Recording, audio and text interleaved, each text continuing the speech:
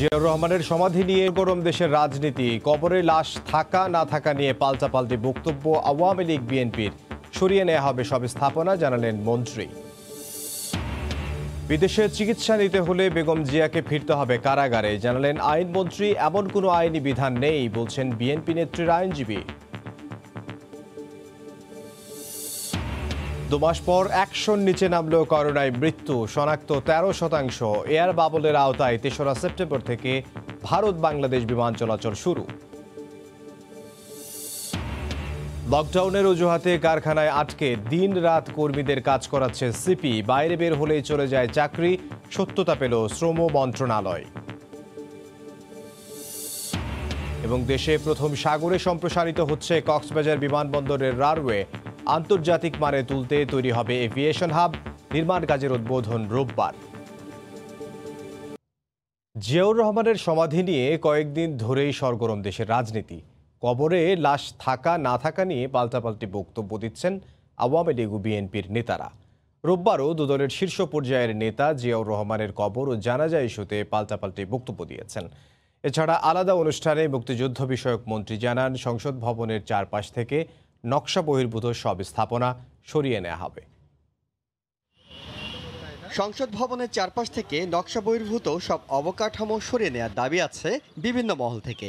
সেক্ষেত্রে চন্দ্রিমা উদ্যান থেকে সরিয়ে নিতে হবে জিয়াউর রহমানের কবরও। সেই কাগজ কাপড়। সম্প্রতি প্রধানমন্ত্রী শেখ হাসিনা শোক দিবসের আলোচনায় বিষয়টি নিয়ে আবারও কথা বলেন। চন্দ্রিমা উদ্যানে জিয়ার কবরে যে মারামারি করলো বিএনপি জানে না যে সেখানে জিয়ার কবর নাই, জিয়া নাই ওখানে। এ নিয়ে আনুষ্ঠানিক প্রতিক্রিয়া জানাতে বিএনপির পক্ষ থেকে সংবাদ সম্মেলনের আয়োজন করা হয়। দাবি করা হয়, জানা যায় হাজারো মানুষের উপস্থিতি প্রমাণ করে জিয়ার লাশ দাফন করা হয়েছে চন্দ্রিমা উদ্যানে। এটা আমার কাছে মনে হয়েছে যে একটা রুচিহীন কদর্য একটা মিথ্যাচার ছাড়া আর কিছু নয়। কারণ এই ধরনের এটা আপনার মানুষের ধর্মীয় অনুভূতিতে আঘাত করে। তো দাফন হয়েছে, লক্ষ লক্ষ লোক সেই জানাজায় শরিক হয়েছে। তৎকালীন সেনা অধিনায়ক এরশাদ সাহেব তিনি নিজে তার বডি ক্যারি করেছেন। It is a open clear, একেবারে ক্রিস্টাল ক্লিয়ার, লাইক মানে এর চেয়ে বড় সত্য আর কিছু হতে পারে না। তবে এ দাবি মানতে নারাজ আওয়ামী লীগ। পাল্টা প্রতিক্রিয়ায় তারা জানায়, সেদিন কফিনে জিয়াউর রহমানের লাশ ছিল না। হাজার হাজার লোক জানাজা পড়া আর ও কফিনে জিয়াউর রহমানের লাশ থাকা না থাকা, এটা কি এক কথা? মানুষ তো নিহত প্রেসিডেন্টের জন্য জানাজা পড়তে, সেই কফিনে যে প্রেসিডেন্ট নেই, লাশ নেই, এটা তো আর মানুষ জানতো না। আলাদা এক অনুষ্ঠানে মুক্তিযুদ্ধ বিষয়ক মন্ত্রী জানান, দীর্ঘদিনের দাবি অনুযায়ী শুধু জিয়ার কবর নয়, সংসদ ভবনের আশপাশ থেকে নকশা বহির্ভূত সব কাঠামোই সরে নেওয়া হবে। জিয়াউর রহমানের লাশ খুনিরা, জিয়াকে যারা হত্যা করেছে তারা দাবি করেছিল যে ওই বার্ন টু অ্যাশেজ, আমরা পুরা ছাই করে দিয়েছি। মূল নকশার বাড়িয়ে যা যা আছে খালি জিয়ার কবর না, আরও কিছু আছে, আরও মানুষের কবর আছে, এগুলো থাকতে পারে না।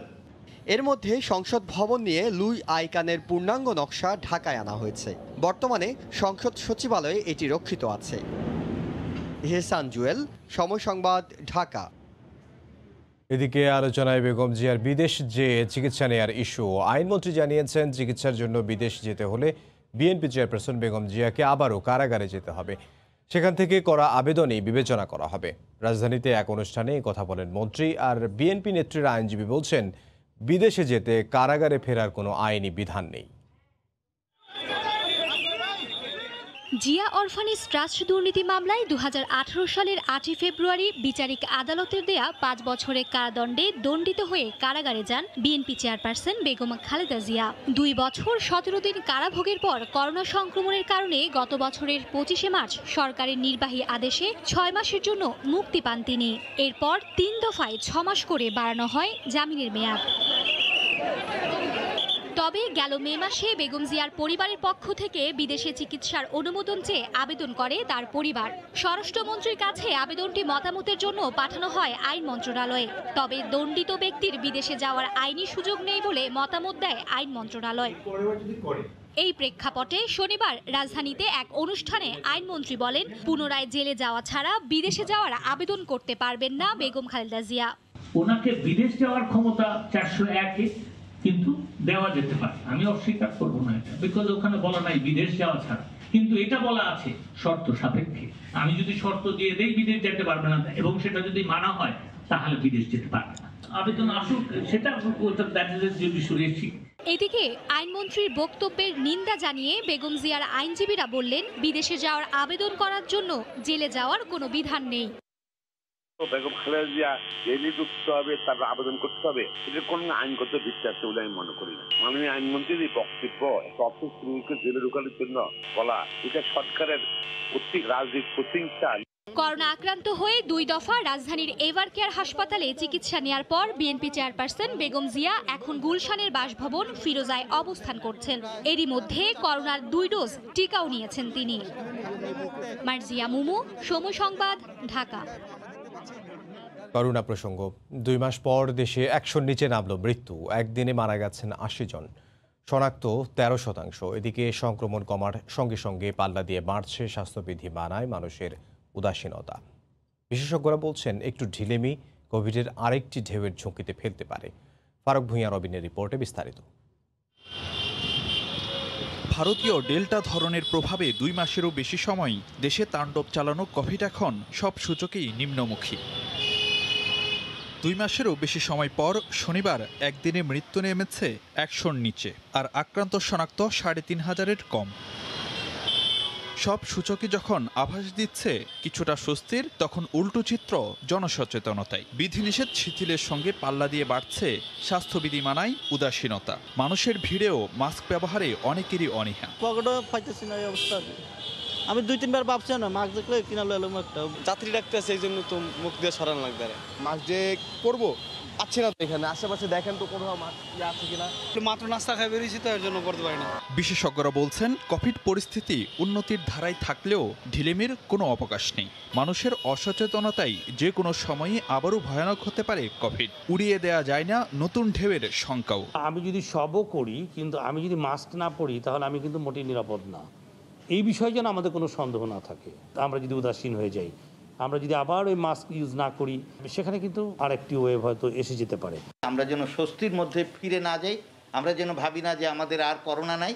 এর কিন্তু পরিণতি মারাত্মক হতে পারে। স্বাস্থ্যবিধি মানার কোনো বিকল্প নাই। 1 নম্বর হলো মাস্ক, 2 নম্বর সামাজিক দূরত্ব, 3 নম্বর করোনা ভ্যাকসিন। বিশ্ব স্বাস্থ্য সংস্থার মানদণ্ড অনুযায়ী পরপর 2 সপ্তাহ শনাক্তের হার 5%-এর নিচে থাকলেই কেবল কোভিড পরিস্থিতি নিয়ন্ত্রণে বলে বিবেচনা করা হয়। ফারুক ভূঁইয়া, রবিন, সময় সংবাদ, ঢাকা। জাপান থেকে অ্যাস্ট্রাজেনেকার আরও 6,34,920 ডোজ টিকা দেশে এসেছে।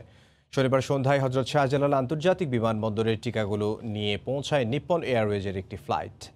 করোনা টিকার বৈশ্বিক উদ্যোগ কোভ্যাক্সের আওতায় বাংলাদেশকে 30 লাখ টিকা সহায়তার প্রতিশ্রুতি দিয়েছিল জাপান।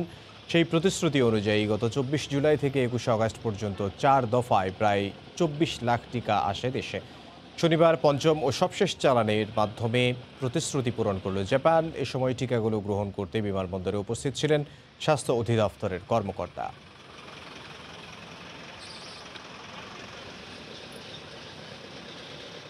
যেটা আসতেছে এটা সবই আমাদের WHO কোভ্যাক্সের মাধ্যমে, যেটা আমাদের সাথে কমিটমেন্ট আছে যে 20% পপুলেশনকে তারা ফ্রি অফ কস্টে দেবে, তারই একটা অংশ হিসেবে এখানে আসছে। আগামী 3রা সেপ্টেম্বর থেকে এয়ার বাবল ব্যবস্থাপনায় আবারও শুরু হচ্ছে ভারত বাংলাদেশ বেসামরিক বিমান চলাচল। ভারতের বেসামরিক বিমান পরিবহন মন্ত্রণালয়ের প্রজ্ঞাপনে এ তথ্য জানানো হয়। এতে করে জরুরি রোগী শিক্ষার্থীদের ভারতে যাওয়ার অপেক্ষা শেষ হতে চলেছে। 4 আগস্ট সীমিত পরিসরে ফ্লাইট চালু করতে ভারতকে চিঠি দেয় বাংলাদেশ। 22 আগস্ট বিমান চালুর কথা বাংলাদেশ নিশ্চিত করলেও ভারতের স্বাস্থ্য মন্ত্রণালয়ের ছাড়পত্র না পাওয়ায় পিছিয়ে যায় তারিখ। সবশেষ ভারতের বেসামরিক বিমান পরিবহন মন্ত্রণালয়ের এক বিজ্ঞপ্তিতে জানানো হয় 3 সেপ্টেম্বর থেকে এয়ার বাবল চুক্তির আওতায় আবারও শুরু হবে 2 প্রতিবেশী দেশে যাত্রী পরিবহন। এক্ষেত্রে 2 দেশের যাত্রীরা বাংলাদেশ বা ভারতে অবতরণের পর তৃতীয় কোনো দেশে যেতে পারবেন না। ভারতে ভ্রমণের জন্য টিকিট কিনতে যাত্রীদের একটি নির্দিষ্ট ওয়েবসাইট ব্যবহার করে একটি রিপোর্টিং ফর্ম পূরণ করতে হবে। তারপর দিল্লি বিমানবন্দরের ওয়েবসাইট ব্যবহার করে আরেকটি নিবন্ধন, ফ্লাইটে ওঠার 72 ঘন্টা আগে কোভিড-19 পরীক্ষা এবং একটি নির্দিষ্ট ওয়েবসাইটে পরীক্ষার রিপোর্ট আপলোড করতে হবে। দেশে করোনার দ্বিতীয় ঢেউ শুরুর পর গত 14 এপ্রিল বাংলাদেশ থেকে সব ধরনের আন্তর্জাতিক ফ্লাইট স্থগিত করা হয়। শাকির আহমেদ, সময় সংবাদ, ঢাকা। করোনার প্রকোপ কমলেও বাড়ছে ডেঙ্গুর হানা। একদিনে আরও 2.5 শতাধিক রোগী হাসপাতালে ভর্তি হয়েছেন। এদিকে রাজধানীর পূর্ব জুরাইনে এখন ঘরে ঘরে ডেঙ্গু রোগী। আতঙ্কে স্থানীয়রা। এলাকাবাসী বলছেন এর দায় নিতে হবে সিটি কর্পোরেশনকেই। আর স্থানীয় কাউন্সিলর মশা মারার পর্যাপ্ত ঔষধ না থাকার দোহাই দিচ্ছেন। বাবুল হোসেনের ক্যামেরায় সাদাত রহমতুল্লাহর রিপোর্টে বিস্তারিত। পূর্ব জুরাইনের পলাশ, মেয়ের অকাল মৃত্যুতে বুক ভাঙা এই কান্না। যমজ ফুটফুটে ইসরাত নুসরাত 2 বোন। ছোট ইসরাতকে কেড়ে নিল ডেঙ্গু। ফুসফুসের যে রগগুলো ছিল তো ওগুলো আস্তে আস্তে ড্যামেজ হয়ে গেছে। অবশেষে নাক ইভেন মুখ দিয়ে আপনার ব্লাড বের হইতেছিল। জুরাইনের অলিতে গলিতে এমন কোনো ঘর নেই যেখানে ডেঙ্গু রোগী নেই। একটি ভবনে আক্রান্ত 13 জন, আর চলতি মাসে জুরাইনে মারা গেছে 8 জন। আম্মুর ব্রেনে ইনফেকশন করে, প্লাস কিডনিতে ধরে ফেলে। প্রতিটা ঘরে ঘরে ডেঙ্গু। এই অবস্থাতে আমরা কোনো অবস্থাতেই ভালো নাই। এমন ভয়াবহ অবস্থার মধ্যেও জুরাইনের বিভিন্ন বাসার ছাদে জমে আছে পানি, দেখা মিলছে লার্ভার। স্থানীয়রা বলছেন মশার লার্ভা নিধনে উদ্যোগ নেই সিটি কর্পোরেশনের, যদিও স্থানীয় জনপ্রতিনিধি বলছেন পরিস্থিতি নিয়ন্ত্রণে রয়েছে। কিচ্ছু করে না, একবার আয় মারে, ধোয়া উয়া দিয়ে কিছু জায়গা বা শেষ। আমরা আক্রান্ত হওয়ার 11তম দিনে আমি প্রথম দেখেছি যে সিটি কর্পোরেশনের তরফ থেকে মশার ওষুধ এই এলাকায় দিতে আসছে। ওষুধ দিয়ে যাচ্ছে, কিন্তু মানুষ তো সচেতন হইতে হবে। আপনি ঘরে ঘরে যদি নিচে থাকে, ওইখানে যদি ডিম তৈরি হয়। চিকিৎসকরা বলছেন পরিস্থিতি দিন দিন ভয়াবহ হচ্ছে। ডেঙ্গুতে মধ্যবয়স্কদের পাশাপাশি মৃত্যু ঝুঁকি বাড়ছে গর্ভবতী নারীদের। ডেঙ্গু যেহেতু একটি রক্তবাহিত রোগ, তাদের সন্তানরাও কিন্তু গর্ভকালীন অবস্থায় খারাপ হয়ে যাচ্ছে। জুরাইন ছাড়াও রাজধানীর যাত্রাবাড়ি, মিরপুর, উত্তরায় ডেঙ্গুর হটস্পট বলছে সিটি কর্পোরেশন। এই হটস্পটে অন্যান্য ওয়ার্ড থেকে দরকার হলে স্প্রে মেশিন নিয়ে একযোগে ফগিং এবং স্প্রে করে দেওয়া প্রয়োজন। সবশেষ 2019 সালে ডেঙ্গুতে প্রায় 150 জনের মৃত্যু হয়েছিল। করোনা নয়, পূর্ব জুরাইনের বাসিন্দাদের মৃত্যু আতঙ্ক কুড়ে খাচ্ছে ডেঙ্গুর ভয়াবহতা। মাত্র 10 গজ ব্যবধানে এই গলিতেই 2 জনের প্রাণ কেড়ে নিয়েছে ডেঙ্গুতে। স্থানীয়রা বলছেন নিয়ন্ত্রণহীন এই পরিস্থিতি নিয়ন্ত্রণে আনতে সিটি কর্পোরেশনের উদ্যোগের কোনো বিকল্প নেই। সাদাত রহমতুল্লাহ, সময় সংবাদ, পূর্ব জুরাইন, ঢাকা। গত বছরের মার্চ থেকেই চলছে লকডাউন, মানে বাইরে যাওয়া বন্ধ, থাকতে হবে কারখানার ভেতরে। বলছি সিপি বাংলাদেশ কোম্পানি লিমিটেড নামের নামকরা একটি প্রতিষ্ঠানের কথা। নাম পরিচয় গোপন রাখার শর্তে বহু কর্মী জানিয়েছেন সুস্বাদু ভোগ্যপণ্য তৈরির এই প্রতিষ্ঠানের একটি মুরগির খাবার তৈরির কারখানায় কার্যত 1.5 বছর ধরে অবরুদ্ধ আছেন প্রায় 100 কর্মী। সরকারিভাবে সারা দেশে লকডাউন তুলে নিয়ে স্বাস্থ্যবিধি মেনে সব সচল করা হলেও এই প্রতিষ্ঠানটি চলছে উল্টো পথে। আতিকুর রহমান তমানের রিপোর্টে বিস্তারিত। মুখরোচক খাবার হিসেবে চাহিদা আছে সিপির, আর তাই রাজধানীতে বটেই দেশের আনাচে কানাচেও দেখা মেলে এই দোকানের। কিন্তু এর পেছনের গল্পটা অমানবিক। সারা দেশে সিপি বাংলাদেশ কোম্পানিটির ফিড মিল আছে 5টি, এর মধ্যে মূল মিল বা হেড অফিসটি গাজীপুরের চন্দ্রায়। অভিযোগ আছে এই কারখানার অন্তত 100 কর্মীকে 1.5 বছর ধরে কারখানার ভেতরে থেকে কাজ করতে বাধ্য করা হচ্ছে। শুধু তাই নয়, সারা দেশে যখন লকডাউন তুলে নেওয়া হয়েছে তখন এখানে এখনও করোনার দোহাই দিয়ে এই নিয়ম জারি আছে। কর্মীরা চাকরি হারানোর ভয়ে ক্যামেরায় কথা বলতে রাজি নন। অন্তত 20 জন কর্মীর সঙ্গে টেলিফোনে কথা হয় সময় সংবাদের। করোনার দোহাই দিয়ে আমাদেরকে জুমার নামাজ পড়তে দিতে, বাইরে যেতে দিবে না, মানে পুরো কথা কেটে বাইরে যেতে দিবে না। বছর যদি জানেন যদি কেউ বের হয়েছে তাহলে তার চাকরির সমস্যা হইতে পারে কিংবা বিভিন্ন রকম শাস্তি দেয়। এমনকি অন্তঃসত্ত্বা স্ত্রীর ফোন পেয়ে বাসায় গিয়ে স্ত্রীকে নিয়ে হাসপাতালে যাবার অনুমতিও মেলে 4 ঘন্টা পর। ততক্ষণে বাচ্চা ও চাকরি কোনোটাই বাঁচাতে পারেনি ভুক্তভোগী জুয়েল। তাল বাহানা করে 4 ঘন্টার মতো আটকায় রাখছে। তারপরে আমি যখন ক্লিনিকে নিয়ে গেছি, ওখানে নিয়ে যাওয়ার পর ওখানে অ্যাবনরমাল অপারেশন হয়ে গেছে। এই নিয়ে তারপরে মনে করেন যে অফিসে কথা কাটাকাটি, আমি অনুমতি ছাড়া বাইরে গেছি, এই কারণে আর কি চাকরিতে চলে গেছে। অভিযোগগুলো নিয়ে আমরা সিপির ভেতরে ঢুকতে চাই। এখন তো লকডাউন নাই, আমাদের এখানে নিয়ম কানুন একটু কঠোর। অবশ্য তার আগেই মিলটির বাইরের দোকানদাররা অনেক কিছুই বললেন। এর ভিতরে নাকি লোকজন থাকার বন্দোবস্ত করছে, ভিতরে আছে মানে তারা নাকি মানে বেরোতে পারে না করোনার কারণে নাকি।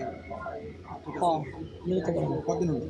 অনেক দিনই তো হইতেছে। আগের চাইতে বিক্রি এখন করোনার কারণে একটু খারাপ যাইতেছে, কারণ মানে ভিতরের লোকজন বাহির হইতে দেয় না। সেসব অভিযোগের বিষয়ে কথা বলতে রাজি নন কর্তা ব্যক্তিরা। তবে সহকারী ফ্যাক্টরি ম্যানেজারও এইচআরের কর্মকর্তারা অভিযোগগুলো অস্বীকার করেন। আমি তো আর বাসায় বসে প্রোডাকশন চালাতে পারবো না, কাস্টমার ডিমান্ড ফিল করবে, তার মানে আমাকে ডেফিনেটলি থাকতে হবে। চাকরি গেছে কোনো কিছু না, এই ধরনের কোনো ঘটনা ঘটে আর ছুটি চাইলে ছুটি তো দেওয়া হচ্ছে। আইনজীবীদের মতে এটা শ্রম আইন ও মানবাধিকারের সুস্পষ্ট লঙ্ঘন। একটা শ্রমিক 8 ঘন্টা কাজ করে কোথায় থাকবে না থাকতে এটা তার ব্যাপার। আমি মনে করি যেসব শ্রমিকরা এই ধরনের অবস্থার শিকার শ্রম আদালতে মামলা করতে পারে। তারা আরও বলছেন, সিপিতে যা চলছে তাকে কেবল দাস প্রথার সঙ্গে তুলনা করা চলে। আতিকুর রহমান তামাল, সময় সংবাদ, গাজীপুর। এদিকে সময় সংবাদে এই বিষয়ে খবর প্রচারের পর সিপির কারখানা পরিদর্শন করে শ্রমিকদের আটকে রেখে কাজে বাধ্য করার সত্যতা পেয়েছেন শ্রম ও কর্মসংস্থান মন্ত্রণালয়। কক্সবাজার বিমানবন্দরকে ঘিরে তৈরি হবে এভিয়েশন হাব।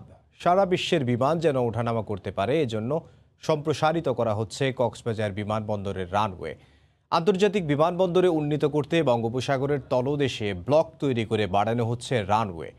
এই নির্মাণ কাজের দায়িত্ব পেয়েছে চীনের দুটি প্রতিষ্ঠান। সুজাউদ্দিন রুবেলের রিপোর্ট। কক্সবাজার বিমানবন্দরের রানওয়ে ৯,০০০ ফুট, এটি সম্প্রসারণ করা হচ্ছে ১,৭০০ ফুটে। সম্প্রসারিত রানওয়ের ১,৩০০ ফুট থাকবে সমুদ্রের উপর। প্রথমে সাগরের নিচে স্থাপন করা হবে জিওটিউব, ড্রেজিংয়ের মাধ্যমে অপসারণ করা হবে পানি। শুরু হবে খনন প্রক্রিয়া ও বালু ভরাট কার্যক্রম। চূড়ান্ত পর্যায়ে হবে রানওয়ের জন্য বালুর স্তরবিন্যাস, এরপর পাথরের স্তরবিন্যাস এবং শেষে পিচ ঢালাই ও নিশ্চিদ্যকরণ। সমুদ্র তলদেশের উপর ব্লক তৈরি করে এমন স্থাপনা নির্মাণ দেশে এই প্রথম। পৃথিবীর যতগুলো বিমান আছে সবগুলোই নামতে পারবে এখানে। এই বিমানবন্দরকে ঘিরে একটি এভিয়েশন হাব তৈরি হবে বলে জানালেন বেবিচক চেয়ারম্যান। প্রাচ্য এবং পাশ্চাত্যের মধ্যে যে একটা কানেক্টিভিটি, শুধু পর্যটন না, এখানে অর্থনৈতিক কর্মকাণ্ড বেগবান হবে। আর প্রতিমন্ত্রী জানালেন, দেশি বিদেশি পর্যটকরা কক্সবাজারে সহজে যাতায়াত সহ নানাবিধ সুবিধা ভোগ করবেন। কক্সবাজারের যে নান্দনিক সৌন্দর্য, পাহাড়, সাগর, এগুলো যাতে উপভোগ করতে পারে সেই জন্য এই কক্সবাজার বিমানবন্দর। এই প্রকল্পে ব্যয় হচ্ছে প্রায় ১,৫৬৯ কোটি টাকা, যার পুরোটাই অর্থায়ন করছে বেবিচক। সুজাউদ্দিন রুবেল, সময় সংবাদ, কক্সবাজার। পদ্মা সেতুর নিরাপত্তায় 2 পাড়ে 2 থানা চালু হতে যাচ্ছে শিগগিরই। এরই মধ্যে 2 থানায় জনবলের পদসৃষ্টি করে প্রজ্ঞাপন জারি করা হয়েছে। অত্যাধুনিক এই থানা ভবন উদ্বোধনের জন্য প্রস্তুত করা হচ্ছে। নাসিরউদ্দিন উজ্জ্বলের রিপোর্ট, ক্যামেরায় ছিলেন আবু সাইদ। বাংলাদেশের সক্ষমতা আর এগিয়ে যাওয়ার স্মারক এখন পদ্মা সেতু। বদলে যাচ্ছে পুরো এলাকার চেহারা। সেতুর নিরাপত্তায় তাই এবার চালু হচ্ছে 2টি পূর্ণাঙ্গ থানা। সড়ক ও রেল স্ল্যাব সম্পন্ন এবং গ্যাস লাইন স্থাপন কাজ পুরোদমে শুরুর পর এখন স্বপ্নের পদ্মা সেতুর 2 প্রান্তের 2 থানা নদী তীরের মানুষের নিরাপত্তায়ও কাজ করবে। এই থানা দুটি চালু হলে কমে যাবে এলাকার অপরাধ। সেতুর শরীয়তপুরের জাজিরা পয়েন্টে পদ্মা দক্ষিণ থানার আওতায় থাকবে পূর্ব নাওডোবা ও পশ্চিম নাওডোবা ইউনিয়ন। মুন্সিগঞ্জের মাওয়া প্রান্তে পদ্মার উত্তর থানার আওতায় থাকবে মেদিনীমণ্ডল ও কুমারভোগ ইউনিয়ন। 4 তলার থানা ভবনে এখন শেষ পর্যায়ে রঙের ছোঁয়া দেওয়া হচ্ছে। থানা চালুর খবরে স্থানীয়রা খুশি। সামনে থানা আছে, যখন সমস্যা তখন যেতে পারবো। এই গ্যাদারিংটাও কমে যাইব, আর এখানে সুশাসনও পাওয়া যাইব। পদ্মা সেতু ছাড়াও আমাদের এই এলাকা অনেক নিরাপত্তা দিবে। থানায় 1 জন পরিদর্শক, 2 জন উপপরিদর্শক, 2 জন সহকারী উপপরিদর্শক ও 15 জন কনস্টেবল দায়িত্ব পালন করবেন। এই থানা যদি কার্যক্রম চালু হয় সেক্ষেত্রে এখানের যে আইনশৃঙ্খলা পরিস্থিতি নিয়ন্ত্রণে থাকবে। অ্যাক্সিডেন্ট হলে তড়িৎ ব্যবস্থা গ্রহণে এবং আইন শৃঙ্খলায় খুবই গুরুত্বপূর্ণ ভূমিকা রাখতে সক্ষম হবে। 1 একর করে জমিসহ থানা ভবন দুটি পদ্মা সেতু কর্তৃপক্ষ পুলিশ বিভাগকে হস্তান্তর করে 2019 সালের মে মাসে। পদ্মা সেতুর 2 প্রান্তে প্রায় 36 কোটি টাকা ব্যয়ে এমন নান্দনিক 2টি থানা তৈরি করা হয়েছে। যেটি উদ্বোধনের অপেক্ষায় এখন। মুন্সিগঞ্জের মাওয়া থেকে নাসির উদ্দিন উজ্জ্বল, সময় সংবাদ। কোনো নিয়ম নীতির তোয়াক্কা না করেই মাত্র 1 কাঠা জমিতে তুলে ফেলেছেন 6 তলা ভবন। টনক নড়ল হেলে পড়ার পর। এরপরও মালিকের দাবি নির্মাণের কারণেই বাঁকা দেখাচ্ছে ভবনটি। সুস্পষ্ট বিধির অভাবেই এসব অনিয়মের বিরুদ্ধে ব্যবস্থা নেওয়া যাচ্ছে না বলে মনে করে সিটি কর্পোরেশন। আর রাজুক বলছে পুরান ঢাকায় শৃঙ্খলা ফেরাতে ভাঙতে হবে অধিকাংশ ভবনই। জুবাইর ফয়সালের রিপোর্ট। এতটুকু বাসা, নামের সঙ্গে আকারের কি আশ্চর্য মিল। মেপে দেখা যায় দৈর্ঘ্যে 25 ফুট আর প্রস্থে মাত্র 16 ফুট জমিতেই 26 বছর আগে সূত্রাপুরে তোলা হয় ভবনটি। মালিকের দাবি একদমই হেলে পড়েনি, বরং ওপরের তলা একটু বাড়ানোর কারণেই এমন দেখাচ্ছে। যদিও এই দাবি প্রত্যাখ্যান করছে সিটি কর্পোরেশন। না, হেলে পড়ে নাই, আমি একটু বাড়াইছি, এই জন্য আমার বাড়িটা একটু এরকম দেখা গেছে। আমার শ্বশুর শাশুড়ি কিভাবে বানাইছে আমি জানি না, এরা বানাইছিল, এরা আমাকে দিয়ে গেছে। হেলে পড়েছে এবং এটা আমরা নথিপত্র বা তথ্য গেটে আমরা যেটা দেখেছি যে এই বিল্ডিংটি আসলে কোনো প্রকার অনুমোদন ছাড়াই তারা নিজেরা বিল্ডিংটি করেছে। সংস্থাটি বলছে আইন থাকলেও সুস্পষ্ট বিধি না থাকায় ভবন নির্মাণে অনিয়ম বন্ধে অপারগ সিটি কর্পোরেশন। সিটি কর্পোরেশন আইনে আমাদের যে দায়িত্বটুকু আছে এটি করার জন্য আমাদের একটা প্রবিধি করা দরকার, লিগাল ফুটিংস দরকার। এটা আমরা উদ্যোগ নিয়েছি, এটা মন্ত্রণালয়ে আছে, এখন আমরা রিসেন্টলি করেছি। এটা অ্যাপ্রুভ হয়ে আসলে তখন আমাদের মাঠ পর্যায়ে যে আমাদের অথরিটেটিভ কাজটা এটি আমাদের জন্য করা সক্ষম হবে। অনুমোদন ছাড়াই এত বড় ভবন কিভাবে তৈরি হলো, এমন প্রশ্ন ছিল রাজুক চেয়ারম্যানের কাছে। কিছু কর্মকর্তার গাফিলতি স্বীকার করে তিনি বলছেন পুরানো ঢাকার বেশিরভাগ ভবনই ঝুঁকিপূর্ণ। এখানে একটা ইনকোয়ারি কমিটি গঠন করেছি এই ভবনের জন্য। এই কমিটিতে আমি তাকে রাখিনি, যদি তার কোনো দায়িত্ব থাকে তার বিরুদ্ধে ব্যবস্থা নেওয়া হবে। কিন্তু পুরান ঢাকার যদি আপনাকে লাইনে নিয়ে আসতে হয়, শৃঙ্খলা আনতে হয়, বিল্ডিং কিন্তু প্রস্তুত থাকবে না। প্রায় এর অধিকাংশ বিল্ডিং কিন্তু আমাকে কিন্তু ভেঙে ফেলতে হবে। ঢাকায় 1700 ভবন ঝুঁকিপূর্ণ উল্লেখ করে রাজুক বলছে সেপ্টেম্বরের দ্বিতীয় সপ্তাহ থেকে 3500 নকশা বহির্ভূত ভবনের বিরুদ্ধে ভ্রাম্যমাণ আদালত দিয়ে অভিযান চালাবে সংস্থাটি। জুবাইর ফয়সাল, সময় সংবাদ, ঢাকা। রাজধানীর মিরপুরে বেপরোয়া পিকআপ চাপায় প্রাণ গেল 2 বছরের শিশুর। সন্তান হারানোর শোকে পাগল প্রায় মা। শনিবার সকালে গুরুতর অবস্থায় সাইমকে ঢাকা মেডিকেলে নিলে চিকিৎসক তাকে মৃত ঘোষণা করে। দুর্ঘটনার পর ঘাতক গাড়িটি জব্দ করা গেলেও চালক পালিয়েছে।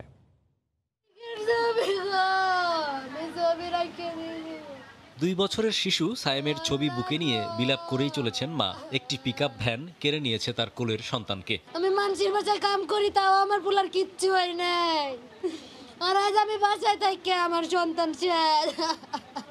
কঠিন বিচার চাই, এটির কঠিন বিচার চাই। আমার সন্তানরা যেরকম মারছে।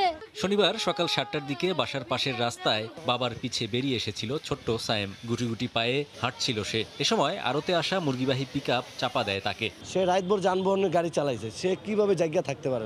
সকালবেলা সে ঘুমের ভাবনা আইছে, সামনে ফাঁকা দেখার পর ওই গাড়িটা আস্তে করে লাগাইছে, আমার ছেলেটা পড়ে গেছে। পড়ে যাওয়ার পর মানে মাথার পাশ দিয়া গাড়িটা উঠে গেছে। উঠে যাওয়ার পর ছেলের চোখ মুখ উল্টে গেছে।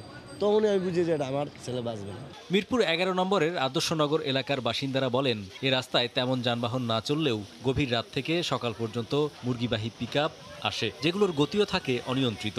মনে হয় কি এরা বিশ্ব রোডে গাড়ি চালাচ্ছে, এইভাবে আর কোনো গাড়িগুলো নিয়ন্ত্রণে আসে না। এরকম কোনো মার বুক যে খালি না হয়, আমরা এটা সুষ্ঠু বিচার চাই। আমরা ভিকটিমের সোশ্যাল করছি, পিকআপটা জব্দ করে নিয়ে এসেছি।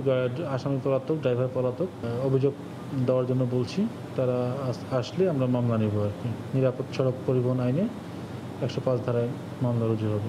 এর আগেও এলাকাটিতে দ্রুতগামী পিকআপের ধাক্কায় আহত হয়েছে এক শিশু। হরিপদ সাহা, সময় সংবাদ, ঢাকা। পাঁচ চাপায় এবার প্রাণ গেল ঢাকার প্রথম বিভাগ লিগের ক্রিকেটার শহীদুল ইসলাম খান নীরবের। গতকাল সন্ধ্যায় রাজধানীর ফার্ম গেটে মোটরসাইকেল দুর্ঘটনায় মৃত্যু হয় তার। ঘাতক বাসটি জব্দ করলেও গ্রেফতার করা যায়নি চালককে। শহীদুলের এমন মৃত্যু মানতেই পারছে না তার পরিবার ও সতীর্থরা। শোক জানিয়েছে বিসিবি। শুক্রবার বিকেলেও খেলে গেছেন কলাবাগান ক্রীড়াচক্র মাঠে। 24 ঘন্টা না পেরোতেই সে মাঠেই ফিরল শহীদুলের নিথর দেহ। সড়ক দুর্ঘটনায় তার চলে যাওয়া কোনোভাবেই মানতে পারছে না পরিবার, সতীর্থরা।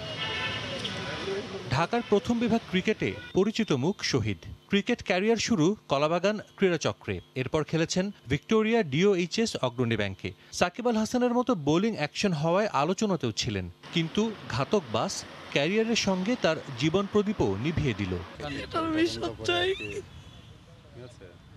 আমাদের দেখার মতো তো কেউই নাই।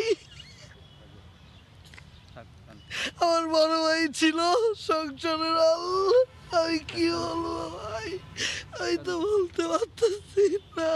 সুস্থ মানুষ কালকে সবার সাথে খেলছে, প্র্যাকটিস শেষে বাসায় যাওয়ার পথে অ্যাক্সিডেন্ট হয়েছে। এইভাবে অপমৃত্যু রোড অ্যাক্সিডেন্ট মারা যাবে, এটা কল্পনার বাইরে।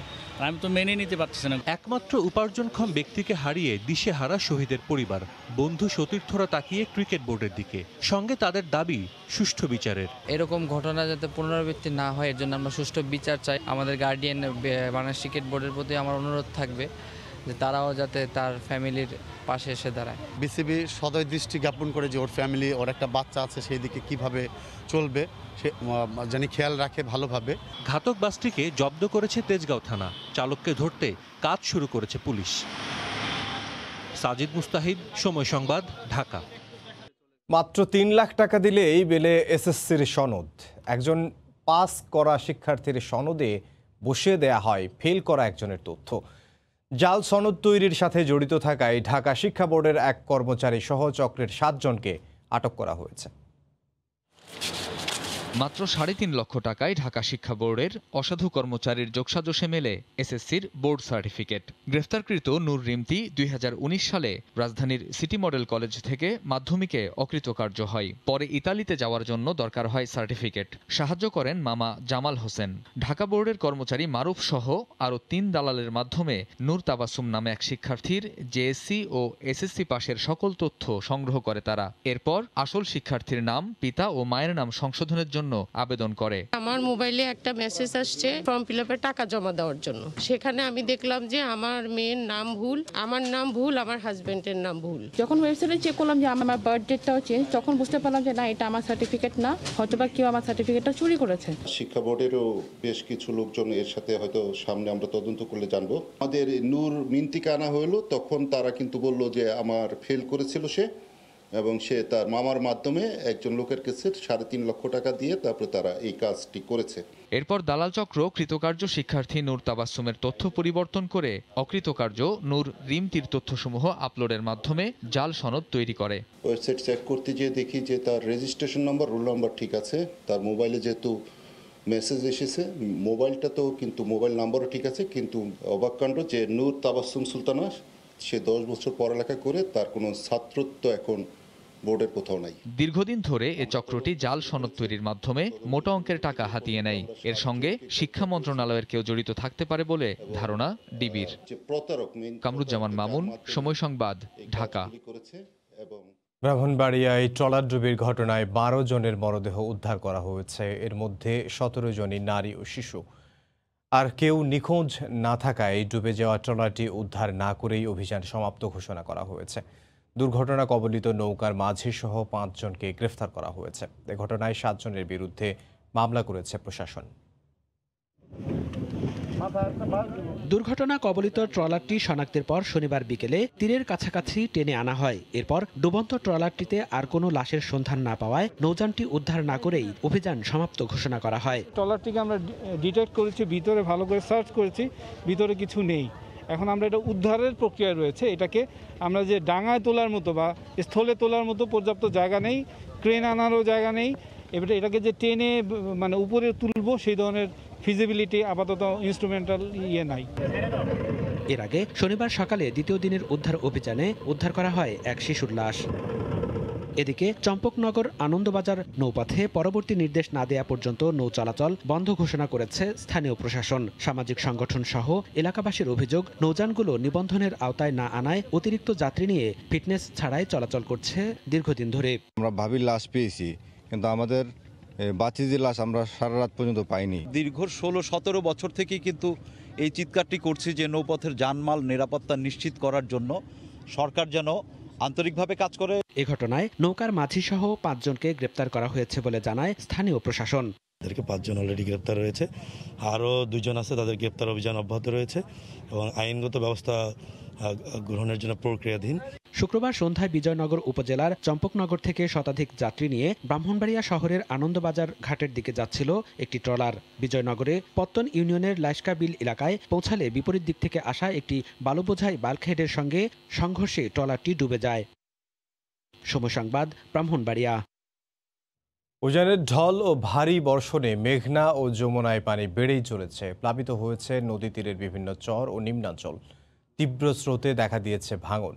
ভিটেমাটি হারানোর আতঙ্কে দিন কাটছে ভোলা ও টাঙ্গাইলের নদী পাড়ের বাসিন্দাদের।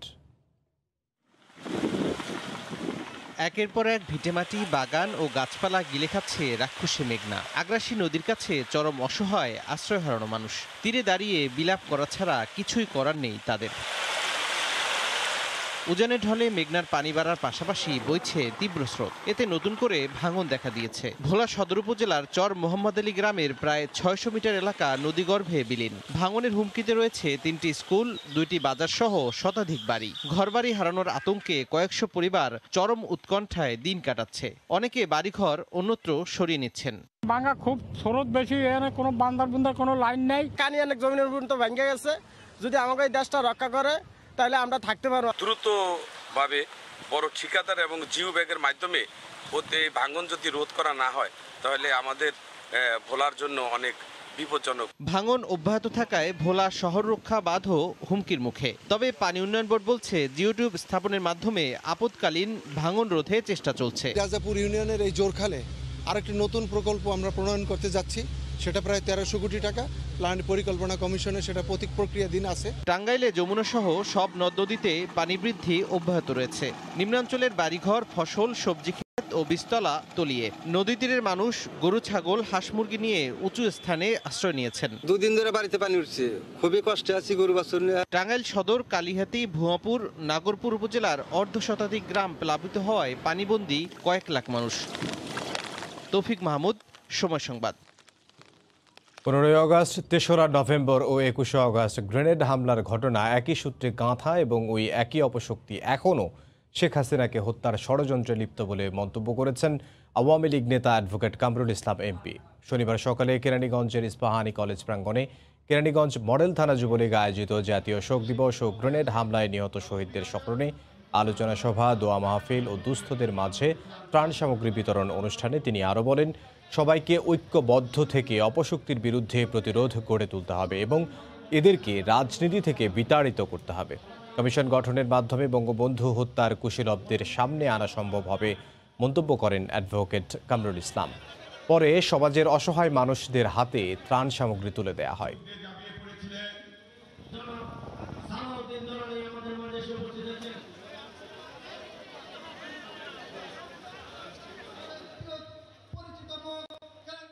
পঁচাত্তরে যারা বঙ্গবন্ধুকে হত্যা করেছে, ওদের 23 নম্বর জেলখানা জাতীয় 4 নেতাকে হত্যা করেছে, এরাই 21 আগস্টের দিনে হামলা চালিয়েছে।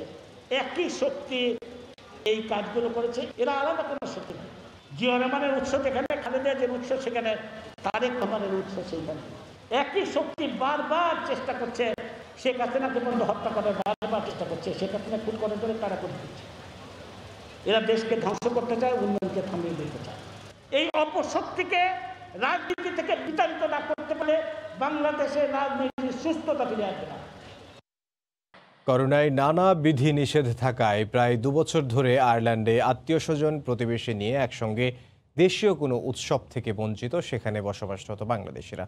সম্প্রতি লকডাউন অনেকটা শিথিল হওয়ায় উৎসবের আয়োজন করলেন প্রবাসীরা। আয়ারল্যান্ড থেকে সৈয়দ জুয়েলের রিপোর্টে বিস্তারিত। করোনায় মৃত্যুর হার দ্রুত কমে যাওয়ায় আয়ারল্যান্ডে প্রায় 3 মাস ধরে শিথিল লকডাউন। আগে যেখানে কারো বাড়িতে যাওয়ারই অনুমতি ছিল না, সেখানে টিকা গ্রহণকারীরা একে অপরের বাড়িতে যেতে পারছেন কোনো বাধা ছাড়াই। 2 বছরে ঈদ, ফাল্গুন, বৈশাখী অনুষ্ঠানের আমেজ নিতে গলের বাংলাদেশি নারীরা আয়োজন করলেন এক উৎসবের। এদিন প্রবাসী বাঙালি নারীদের দেখা গেছে একই নকশায় জামদানি আর বাঙালি সাজে। এ যেন বিদেশের মাটিতে এক টুকরো বাংলাদেশ। দীর্ঘদিন পর একসঙ্গে আনন্দ ভাগাভাগি করতে পেরে খুশি ছোট বড় সবাই। ঈদে পহেলা বৈশাখে পহেলা ফাল্গুনে যেসব খাবারের আয়োজন করি, আমরা আজকে এগুলোই আয়োজন করেছি দেশীয় ঐতিহ্য ধরে রাখার জন্য। আজকের এই দিনে সবাই একসাথে একই আনন্দে মেতে উঠে আমরা সবাই খুবই খুশি। অনুষ্ঠানে বাড়তি মাত্রা যোগ করে নানা রকম দেশি খাবার, হরেক রকমের দেশি পিঠা, মিষ্টি, নানা রকম ভর্তা আর লোভনীয় সব খাবারে বৈশাখ ফাল্গুন আর ঈদের আনন্দই যেন ছিল পুরো আয়োজনে। I really like this party and I enjoy it. 2 বছর পর পহেলা বৈশাখের একটা প্রোগ্রাম করা হচ্ছে, তো অনেক দিন ধরে সবাই আমরা একসাথে হতে পারিনি, তো আজকে একটা গেট টুগেদার হচ্ছে, সবাই খুব এনজয় করছি। পরিস্থিতি স্বাভাবিক থাকলে আগামী দিনে এমন উৎসব আয়োজনের আশা ব্যক্ত করেছেন আয়োজকরা। সৈয়দ জুয়েল, সময় সংবাদ, আয়ারল্যান্ড। আবারও বিজেপির দিকে আক্রমণের তীর তৃণমূল কংগ্রেস নেত্রী মমতা বন্দ্যোপাধ্যায়ের। 2024 সালের সাধারণ নির্বাচনে বিজেপি বিরোধী জোট গড়ে মোদী সরকারকে হটানোর হুঁশিয়ারিও দিয়েছেন তিনি। তৃণমূল কংগ্রেসের ছাত্র সংগঠন ছাত্র পরিষদের জন্মদিনে এমন হুমকি দেন মমতা। ওই অনুষ্ঠানে কেন্দ্রীয় স্বরাষ্ট্রমন্ত্রী অমিত শাহকেও চ্যালেঞ্জ ছুড়ে দেন মমতার ভাইপো অভিষেক বন্দ্যোপাধ্যায়। কলকাতা থেকে সে খবর জানাচ্ছেন সহকর্মী সুব্রত আচার্য। উপনির্বাচন নিয়ে নির্বাচন কমিশন প্রায় নিশ্চুপ। বিজেপি নেতৃত্ব সরাসরি উপনির্বাচন চাইছেন না, মুখে না বললেও সংবিধানের বাধ্যবাধকতায় নির্বাচিত না হওয়া মমতা বন্দ্যোপাধ্যায়কে শেষ পর্যন্ত ভোটের মারপ্যাচে ফেলে মুখ্যমন্ত্রীর পদ থেকে পদত্যাগ করাতে চাইছেন বিজেপির শীর্ষ নেতারাও। আমি সেই অভিষেক বন্দ্যোপাধ্যায়। এদিকে শনিবার নতুন করে কয়লা পাচার মামলায় মমতার ভাইপো তৃণমূলের সর্বভারতীয় সম্পাদক অভিষেক বন্দ্যোপাধ্যায় ও তার স্ত্রীকে গোয়েন্দা দপ্তরে তলব করার কথা জানিয়েছে সংশ্লিষ্ট সরকারি তদন্তকারী সংস্থা ইডি বা এনফোর্সমেন্ট ডিরেক্টরি। বিজেপির পাতা ফাঁদে শেষমেশ দিশেহারা হয়ে এবার তৃণমূল নেত্রী মমতা বন্দ্যোপাধ্যায় কেন্দ্রীয় সরকারকে হুঁশিয়ার করে দিয়েছেন। নিজেকে ঠিক করে রেখো, গুজরাটের কম ইতিহাস আমরা জানি না, মনে রেখে দিও, সব কিছু মনে রেখো, মনে তারপরে কাজ করো। রাজনীতি রাজনীতির জন্য, রাজনীতি প্রতিহিংসার জন্য নয়। ইতিমধ্যেই তৃণমূল কংগ্রেস শুধুমাত্র পশ্চিম বাংলায় আর সীমাবদ্ধ নেই।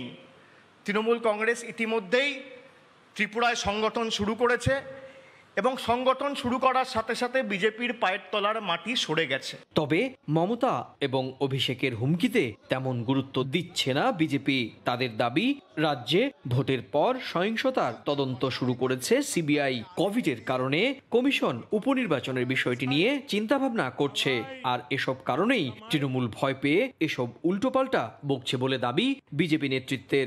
উনি কাকে চ্যালেঞ্জ করছেন? ওনার সঙ্গে তো কেউ চ্যালেঞ্জ নিতে যায়নি, নাকি ওনার চ্যালেঞ্জ কেউ গ্রহণও করছে না? উনি নিজের সঙ্গে নিজে লড়াই করছেন। ভারতীয় গণতন্ত্রের প্রতি, দেশের সংবিধানের প্রতি এই দলটির কোনো আস্থা নেই।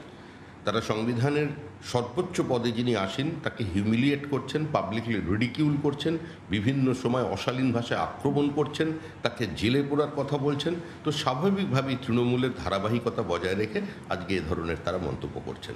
শনিবার তৃণমূল কংগ্রেসের ছাত্র সংগঠন ছাত্র পরিষদের 24তম জন্মদিনের অনুষ্ঠানে প্রধান অতিথি হিসেবে যোগ দেন দলটির প্রতিষ্ঠাতা মমতা বন্দ্যোপাধ্যায়। 1998 সালে কংগ্রেস ভাগ হয়ে মমতা তৃণমূল কংগ্রেস গঠন করেন। সেই সময়ই গঠন করা হয় দলটির ছাত্র সংগঠন তৃণমূল ছাত্র পরিষদ। বলি জয় হিন্দ, বন্দে। সুব্রত আচার্য, সমসংবাদ, পশ্চিমবঙ্গ, ভারত। জাতীয় শোক দিবস ও বঙ্গবন্ধু শেখ মুজিবুর রহমানের শাহাদাত বার্ষিকী উপলক্ষে কুয়েত আওয়ামী লীগের কেন্দ্রীয় কমিটির উদ্যোগে শোক সভা ও দোয়া মাহফিল অনুষ্ঠিত হয়েছে। কুয়েত শার্ক অঞ্চলের সিটি টাওয়ার হোটেলে অনুষ্ঠানে আওয়ামী লীগ কুয়েত কেন্দ্রীয় কমিটির সভাপতি বাবুল শেখের সভাপতিত্বে ও এস.এম. শেখাওয়াত হোসেন মুন্নার সঞ্চালনায় অনুষ্ঠানে বিশেষ অতিথি হিসেবে উপস্থিত ছিলেন বিশিষ্ট মুক্তিযোদ্ধা আবুল বাশার, আলাউদ্দিন সরকার, রাশেদ খান সহ আরও অনেকে।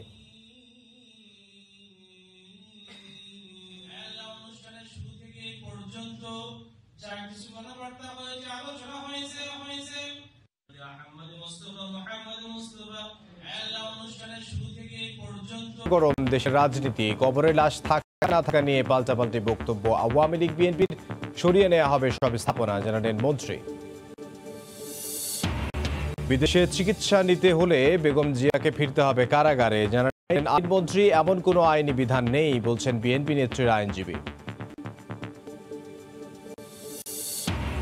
এবং 2 মাস পর 100-র নিচে নামল করোনায় মৃত্যু, শনাক্ত 13%। এয়ার বাবলের আওতায় 3রা সেপ্টেম্বর থেকে ভারত বাংলাদেশ বিমান চলাচল শুরু। এই ছিল প্রবাসী সময়, সঙ্গে থাকুন সময়ের।